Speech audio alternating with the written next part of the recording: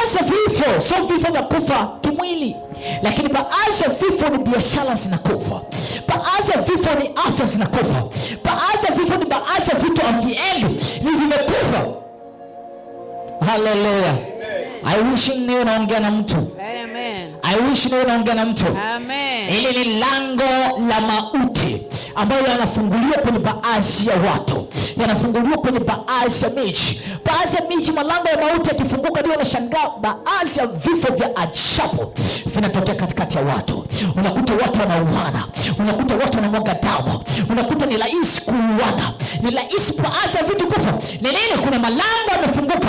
Watu hawapendi kuuana, watu hawapendi kushuhudia wenzao wanakufa, lakini ni nini? Ni malango yamefunguka na kuzimu inalazimisha watu kuuana. Mlango huo mauti ukifunguka kwenye familia, utashangaa watu kwenye familia wanakufa. Ndio kitu tunachokiita premature death. Watu wanakufa kabla ya wakati, watu wanapotea kabla ya wakati.